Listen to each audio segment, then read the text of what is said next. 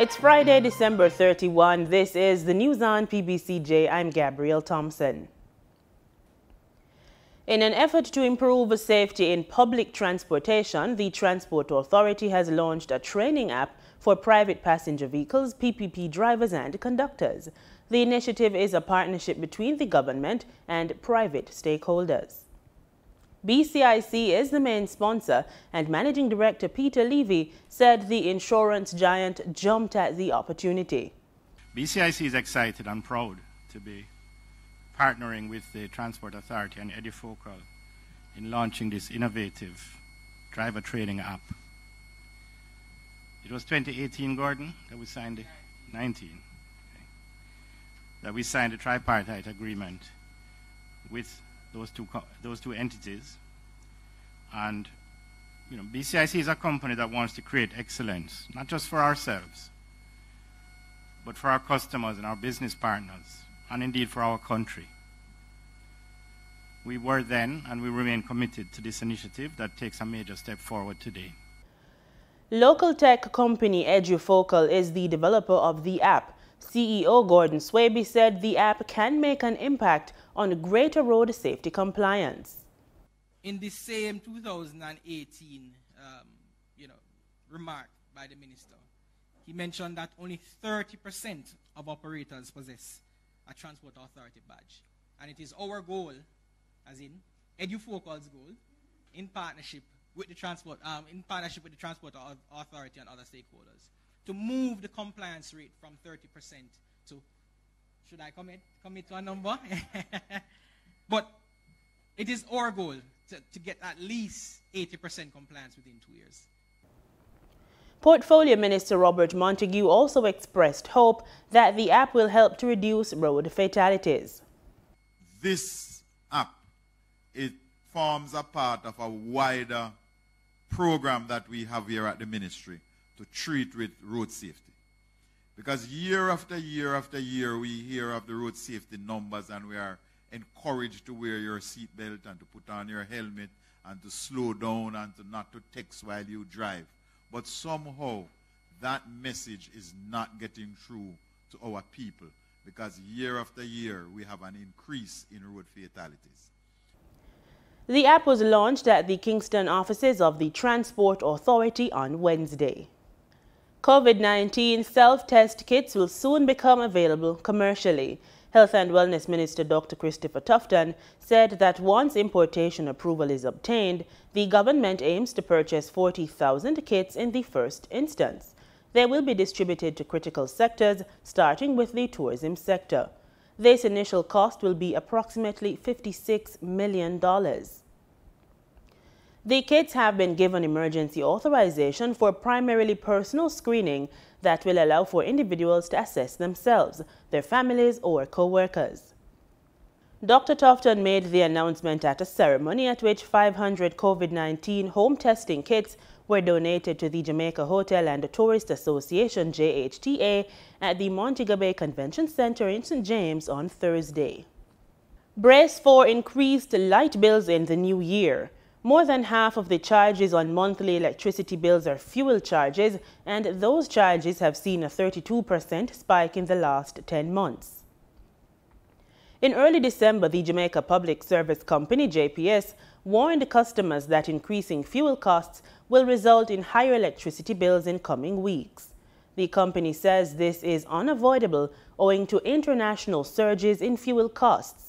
Global uncertainties have led to increases in the prices of both oil and natural gas.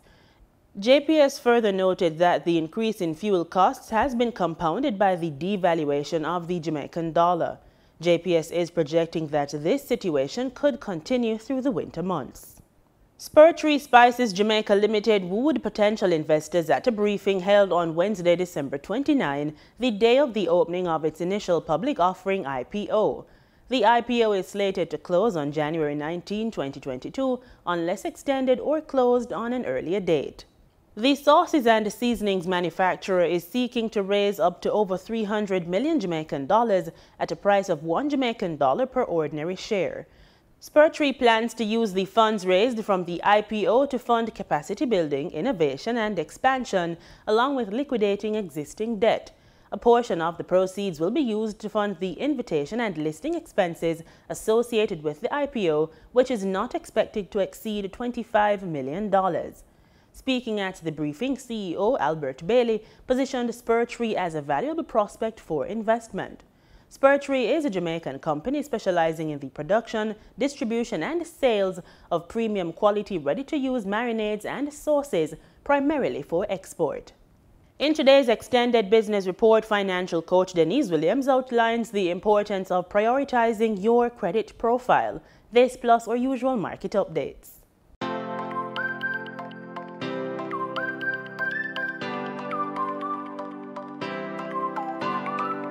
In foreign exchange trading for Thursday, December 30, the US dollar sold for an average $154.99. The Canadian dollar ended trading at $120.80. The pound sterling traded for $204.87, and the euro sold for an average $176.32. In Wednesday's trading session, the JSE Combined Index advanced by 2,411 points to close at over 400,000 units.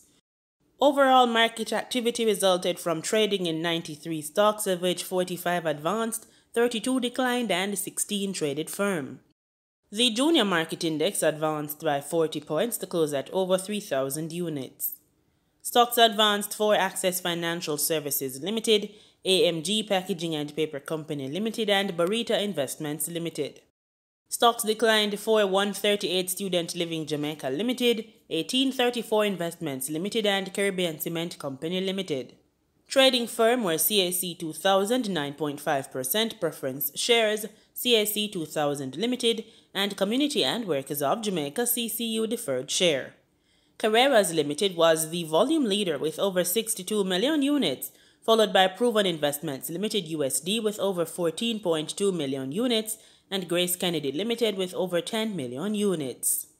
In market data for oil, prices edged down on Friday but were set to post their biggest annual gains in 12 years, spurred by the global economic recovery from the COVID-19 slump and producer restraint, even as infections surged to record highs around the world.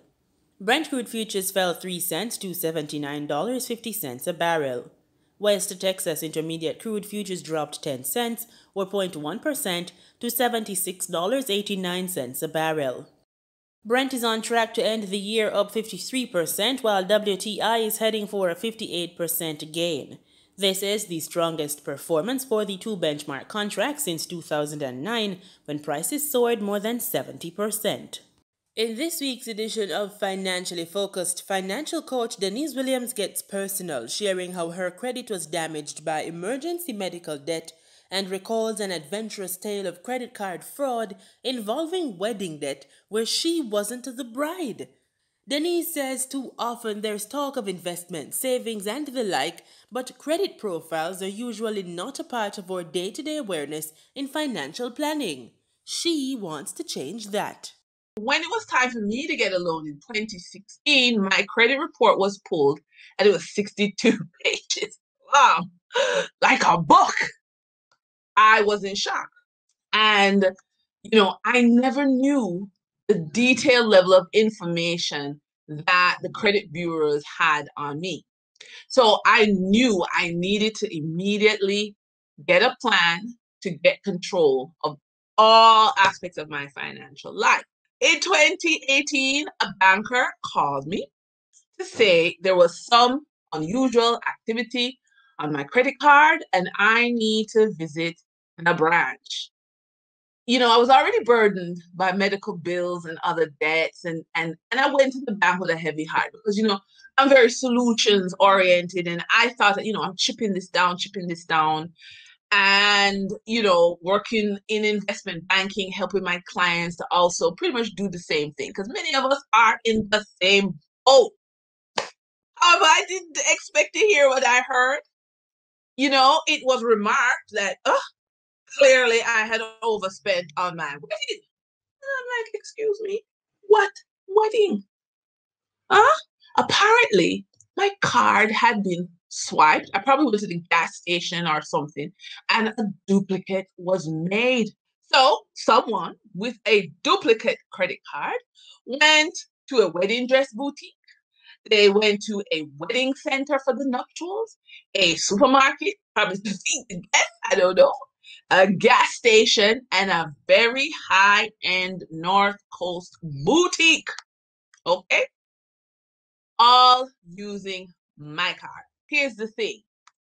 Once you dispute charges, your credit is, your credit card is automatically frozen. So the fight isn't about that because, banks are very responsive in that way and they freeze it. Here's the fight. It took me 1 year to dispute all the errors on my credit card, which then was reported to the credit bureau. Okay? So, all right, the fraud wedding was a blessing in disguise because I went through my credit card statements with a fine-tooth comb. I realized in some cases I was billed twice for items, and in other cases the payments were not recorded, or because I paid on the day that the bill was due, the credit card statement was due, okay, it wasn't recorded properly. Yeah? And so I had to dispute fees. I had to dispute interest charges. But the fun didn't stop there, right? After that 1 year fight to clear my name, I was still denied a loan from another financial institution. Why? Because the Caribbean, and that's where, my family's from, is under a credit reporting regime. And that means any issue you have with one bank is the information shared with all banks. So having damaged credit can make it hard for you to obtain new loans to move your life forward. And I learned that in my 2016, 2017, 2018 journey. And, here's confession time. I hadn't been checking my credit report. I may have checked the credit card statement, but not the credit report. Remember, there are 2 credit bureaus, so you have to check 2 different places. And, the credit mistakes you make in the past can be almost nearly impossible to live with, especially when new creditors, new lenders are reluctant to provide you with a second chance. You can't help yourself.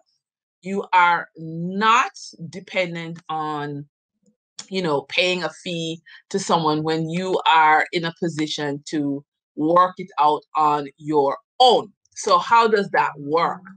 So, for you to, one of the biggest tools is a secured credit card. Okay. And you might not be in a position to pay a professional to walk you through the paperwork to correct mistakes, dispute credit items, and such. So if you've been denied a loan, the fastest thing you can do is get a secured credit card. It's not really that different from a regular credit card. It just operates in the fact that you have to make a deposit against the credit limit. And then the deposit is utilized by the creditor as a security in case you have problems and you default on your payment. And so usually the secured credit cards have a credit limit of 50%. So if you make $10 deposit, your credit limit would be $5, as an example. So you have to check out the fees, of course, because different banks have different fees. You can, absolutely check it out. But it is something that I would recommend you do, a secured credit card, because guess what?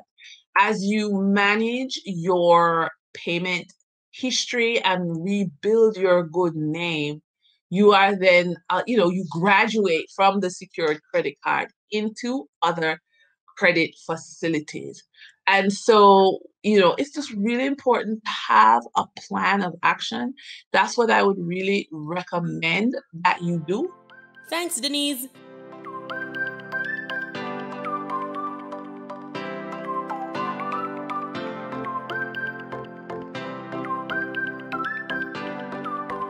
In stories from across the region, no Omicron in Grenada yet. This according to the country's Chief Medical Officer, Dr. Sean Charles, who has cautioned that it is a matter of time before the coronavirus variant reaches Grenada's shores.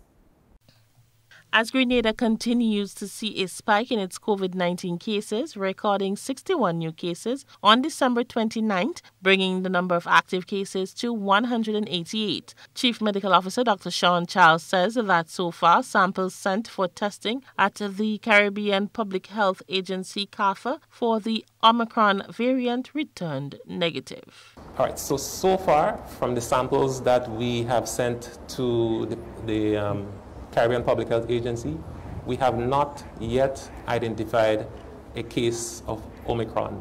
We have identified Delta, so Delta is still circulating in the country, but not Omicron. Would it be fair to say that it's just a matter of time? It is only a matter of time. A matter of time. It's not yet clear whether infection with Omicron causes more severe disease compared to infections with other variant, including Delta. According to the World Health Organization, preliminary data suggests that there are increasing rates of hospitalizations in South Africa. But this may be due to increasing overall numbers of people becoming infected, rather than a result of specific infections with Omicron. There is currently no information to suggest that symptoms associated with Omicron are different from those from other variants. Dr. Charles says there is much more to learn about the variant as time goes by. So there's a lot that we do not know about this virus. All right. One of the things that we do know is that it spreads incredibly quickly. All right. It's many times more contagious. It spreads much easier than Delta. We do know that. Time will tell us whether it is more deadly. Just the numbers, a numbers game. Right? In time, we will have sufficient information to know whether indeed it is as deadly or not when compared to the Delta. The medical doctor encourages everyone to adhere to all COVID-19 protocols to curb the spread of the virus. For GBN News, I am Rena Pett Thomas reporting. Despite the COVID-19 pandemic and recent floods, Guyana's rice industry remained resilient and raked in close to $40 billion from the export of 412,810 tons of rice for the period January to November 2021. More details from Newsroom Guyana. The resilient rice industry did not falter in the face of the pandemic and unprecedented floods, bringing close to $40 billion in exports from January to November, a significant improvement from the $30 billion earned during the same period back in 2020. Head of the Guyana Rice Development Board, Kuldip Ragnot's report said that Guyana's rice production as of December 26 stood at 886,882 tons. The floods, though devastating across some sectors, mildly affected Guyana's rice sector. Some 200,000 acres of rice were sown from January to June, but by the time the floods came in July, rice farmers had managed to harvest almost 95%. However, some 3,000 acres were lost. On a brighter note, harvesting for the second crop is still in progress. Some 97% of the 90,000 acres have been gathered. And now the GRDP is looking ahead to 2022, with sowing for the first crop currently ongoing. The rice industry's growth continued from the first half of the year. The Ministry of Finance's mid-year report for 2021 indicated that the rice industry grew by an estimated 7.8%. Additionally, in that same period, Guyana managed to secure 2 more international markets for the nation's rice. The 2 international markets were established in the British Virgin Islands and Slovenia, with exports of 12 metric tons and 250 metric tons of rice delivered. And now, this has brought the total number of foreign markets to 37. And further, the key initiatives were undertaken for the development of the industry included strengthening support to farmers, design of the soil and value-added laboratories, a national monitoring program for paddy bug and red rice management demonstrations, along with the reintroduction of Farmers' Field Day and soil testing. The GRDB has also been providing technical advice on crop management to low-yielding farmers to increase their productivity of paddy cultivation. And major focus will be placed on the strengthening of post-harvest and value-added capabilities of the rice industry in the new year. Reporting for the newsroom, I am Shakima Day. In Trinidad and Tobago, following discussions between the National Flour Mills and the Ministry of Trade and Industry on Thursday, NFM has agreed to reduce the increase in price of some of its popular brands. In a media release, the ministry said government will be collaborating with NFM to mitigate the impact of the increase in the price of flour. This comes after the company announced on Wednesday that the price of flour was set to increase on Monday, January 3. More details in this report.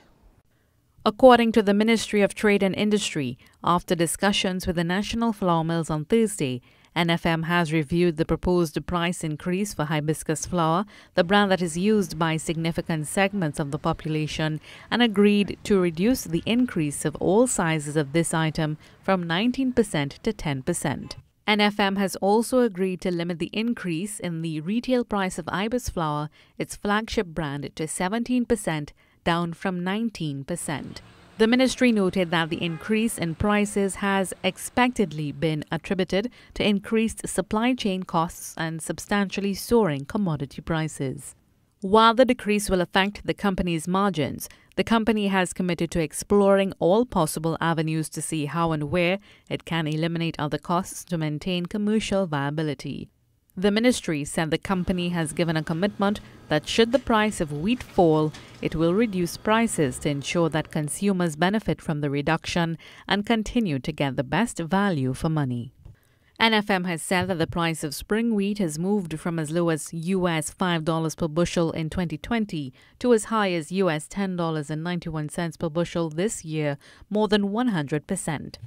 Even with the increases, the government is urging the board and management of NFM to continue to pursue internal initiatives to improve operating efficiency and reduce processing costs in an attempt to further contain expenditure. Mahalia Joseph Wharton, TTT News.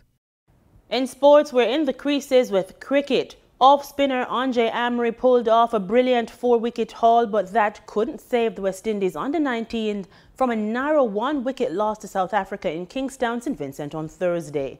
Defending a low 107 in the third youth one-day international at Cumberland playing field, West Indies came up short as South Africa under-19s got home in the 19th over. And staying with cricket, veteran all-rounder Paul Stirling is one of 2 Ireland players who have tested positive for COVID-19 and in all likelihood will miss the opening matches of the 4-match white ball series against the West Indies starting next month in Jamaica. The 31-year-old right-hander returned a positive test in the final round of testing before the contingent's scheduled departure for the Caribbean on New Year's Eve. Left arm spinner George Dockrell suffered a false positive and has now been cleared. We step into the ring as the Guyana Boxing Association is bracing for a busy 2022 as it looks to push the development trajectory of the sport there. It is the hope of the Steve Ninville-led association to host an international competition in February and to send a team to the America's Boxing Confederation Championship in March.